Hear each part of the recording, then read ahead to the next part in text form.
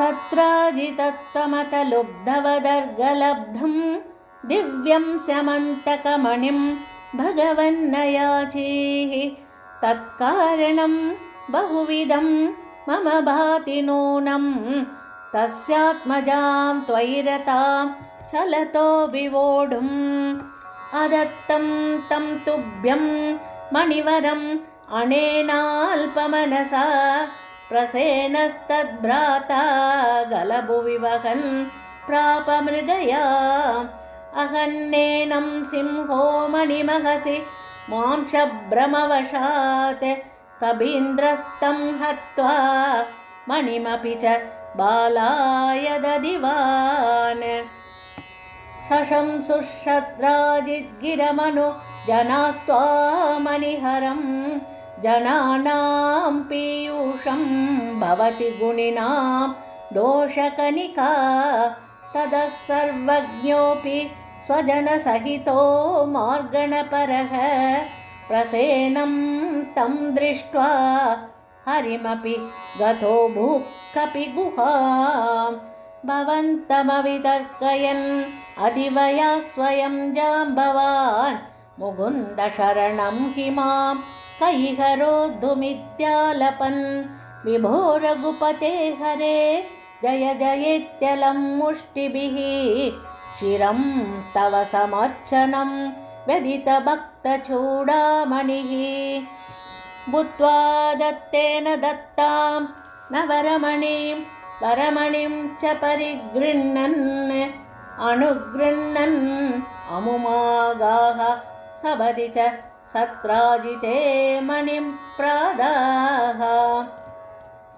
तदनु सकलु व्रीळालोलो विलोलविलोचना दुहितरमहो धीमान् भामां गिरैव परार्पिताम् अदितमणिना तुभ्यं लभ्यं समेत्य भवानपि प्रमुदितमनास्तस्यै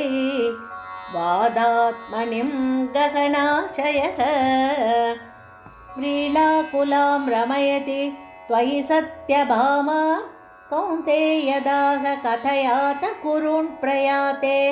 हि गान्धिनेयकृतवर्मगिरा निपात्य सत्राजितं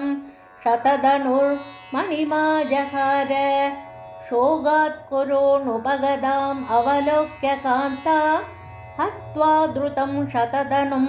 समहर्षयस्तां रत्नेशशङ्क इव मैथिलगेहमेत्य रामो गदां समशिक्षितदार्तराष्ट्रम् अक्रूर एष भगवन् भवदिच्छयैव सत्राजितः कुचरितस्य युयोजहिंसाम् अक्रूरतो मणिमना कृतवान् पुनस्त्वं तस्यैव भूतिमुपदातुमिति ब्रुवन्ति भक्तस्त्वयि स्थिरतरः स हि गान्धिनेयः तस्यैव कापतमति कथमीश जाता विज्ञानवान् प्रशमवान् अहमित्युदीर्णं गर्वं ध्रुवं शमयितुं भवता कृतैव यातं भयेन कृतवर्मयुतं पुनस्तमाहूय तद्विनिहितं च मणिं प्रकाश्य तत्रैव सुव्रतधरे विनिधाय तुष्यन् भामा कुचान्तरशयः पवने शपायाः सर्वत्र गोविन्दनाम संकीर्तनं गोविन्द